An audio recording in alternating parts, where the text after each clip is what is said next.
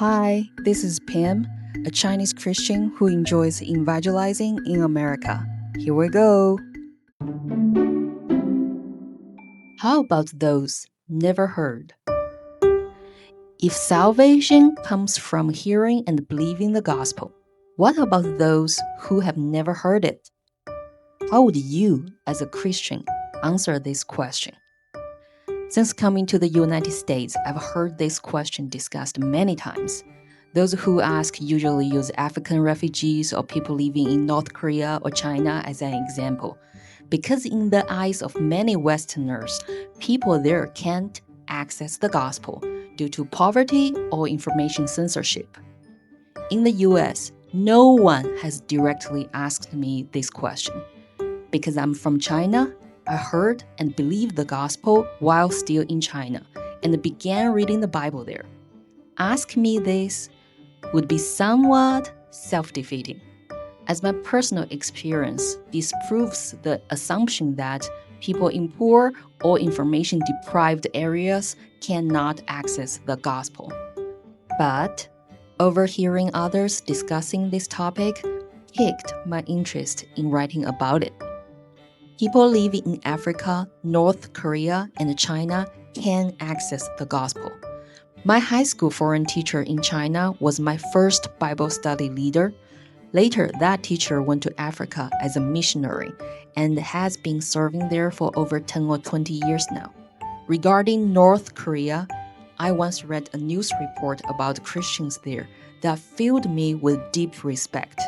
In North Korea, the Bible is banned, so missionaries broadcast scriptures via radio. North Korean Christians would write down what they heard on scraps of paper. These scraps became their self-compiled Bible. Stories like these remind me of my own experiences attending underground Bible studies and churches in China from age 16 to 24. I witnessed firsthand that the greater the oppression, the stronger the drive to spread the gospel. Just as described in the book of Acts and the Paul's epistles, the apostles spread the gospel while under persecution. Romans chapter 10 verse 18. But I say, have they not heard? Yes, verily, their sound went into all the earth, and their words unto the ends of the world. However, I'll stop here with storytelling. I cannot satisfy the questioners with stories. Firstly, the questioners are not interested in discussing current events in Africa, North Korea, or China. Secondly, their true intent lies elsewhere. This question is often the start of a rhetorical trap. Once you give a serious answer, you step into their sequence, and only then will they reveal what they truly want to say. The questioner knows how Christians would respond. Christians would say, those who haven't heard and believed the gospel will go to hell after death. They are waiting for Christians to say exactly that so they can then raise their real point. They will argue that it's not fair to send someone to hell simply because they haven't heard the gospel. Had they heard it, they might have believed. Just because of external factors or circumstances beyond their control, they were denied the opportunity to encounter the gospel and thus the chance for salvation. This, they say, is unmerciful and unfair. You see, the real issue here is that the questioners are not convinced of God's judgment. They disagree with God's judgment and consider it unjust. Since what the questioner really wants to challenge is God's justice, let me discuss how God is just. And I'll even follow the questioner's hypothetical premise. Supposing someone truly never heard the gospel and ends up in hell after death, even so, God's judgment remains righteous. First, please consider this. Does the God who created the world own humans' salvation? Parents give birth to children, and God creates humans. Parents and God share a commonality that both give life. Therefore, I will use the relationship between parents and the children to explain whether God owns human salvation. For example, if a young person commits a crime and is sentenced to death, and their parents accept the legal judgment, even affirming that the law is just, can we then condemn these parents as cold, heartless, and ignorant of justice? Can we say they own their child redemption? We cannot. There's a Chinese idiom, 徇私枉法, which means to bend the law for personal gain. The parents agreeing with the sentence just shows they did not let personal feelings override the law. Moreover, claiming the parents own their child redemption is a form of moral manipulation. If such manipulation were valid, we would see wanted posters targeting the parents of criminals, while the criminals themselves roam free. The young person committed the crime. Responsibility and punishment should fall on his own shoulder. If you agree that these parents do not own their child redemption, by the same logic, you should agree that God does not own humans' salvation. God created humans, then humans sinned, and the wages of sin is death. The Creator has no obligation to save humans from death. If the Creator does extend a helping hand, that is grace, not an obligation. As a Chinese saying goes, helping you is not my duty, but a favor. The gracious God has given humans a favor. He has given humans the gospel of salvation. Originally, all were heading toward death, but now we have an opportunity to overcome death by hearing and believing the gospel. The gospel is like the red envelopes children receive during the Chinese New Year, which are cash gifts from adults. If children get one, it's a happy surprise. If not, they cannot blame the adults for not giving them one. If someone ends up in hell after death, it is because of their sin, not because no one gave them a red envelope. That is, not because no one preached the gospel to them. Therefore, God can justly condemn someone who has never heard the gospel to hell. Well, I use sin to explain why people go to hell, and the questioners might ask further. People in poverty or information-blocked areas may not have even heard of God, let alone the gospel or the concept of sin. So are you saying it's okay that they end up in hell without even knowing why? You know what? The book of Romans addresses this very question. Romans chapter 1 verse 20 to 21.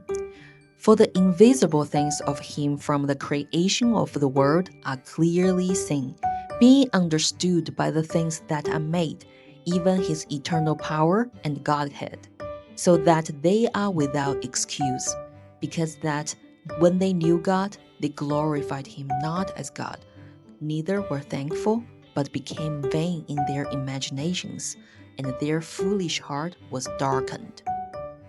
These verses point out that even if no one introduces God to people in poor or information-isolated regions, they can still perceive the existence of a supreme, intelligent, and omnipotent divine being through the creations, such as nature and humans themselves.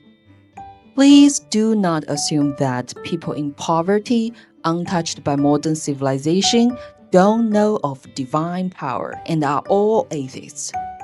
On the contrary, not having been indoctrinated by atheism or evolution theory, driven by their innate nature, they often pursue a divine being. However, they often fall into superstition, as described in Romans, by crafting idols resembling humans, birds, animals, and bugs. Romans chapter 1 verse 23. and changed the glory of the uncorruptible God into an image made like to corruptible man, and to birds, and the four-footed beasts, and the creeping things. Speaking of human nature, I have to bring up this verse. Romans chapter 2, verse 14. For when the Gentiles which have not the law do by nature the things contained in the law, these, having not the law, are a law unto themselves. Gentiles here refers to those other than Jews. God gave the Jews the law. Acting in accordance with the law is righteous, and acting contrary is sin. In the Old Testament, God did not reveal himself to the Gentiles in the same way he did to the Jews, nor did he impart to the Gentiles the wisdom to discern right from wrong. The Gentiles did not know God or the law. Guess what? They are precisely the type of people the questioner describes as not knowing God or sin. Such people live not only in Africa, North Korea, or China, but were already mentioned in the Old Testament. You see, there is nothing new under the sun. The verse says that those who have not learned God's law may still, by nature, do things that happen to align with the law. What kind of nature is this? Romans chapter 2 verse 15 says, which show the work of the law written in their hearts, their conscience also bearing witness, and their thoughts the meanwhile accusing or else excusing one another. According to this verse, this nature specifically refers to our conscience. God's law, such as the Ten Commandments, says not to kill, not to commit adultery, not to steal, not to bear false witness, not to covet. Even without learning God's law, our conscience alerts us that these things are sinful. Meanwhile, the latter part of Romans chapter 2 verse 15 points out that the influence of our conscience is limited. When we sin, our conscience acts as a witness, and our intentions contend with this witness, either accepting the accusation and acknowledge the sin, or making excuses and justifying ourselves. You see, we can all recognize sin through our conscience. Then how come so many people feel they have no sin? Because they excuse themselves and create a false image of themselves being not that bad. But God can read the human heart. He will justly judge the secrets of our hearts, including the excuses we make for ourselves. Romans chapter 2, verse 16. In the day when God shall judge the secrets of men by Jesus Christ, according to my gospel. Based on the analysis above, it's clear that people can know God through creation, and their conscience can perceive sin.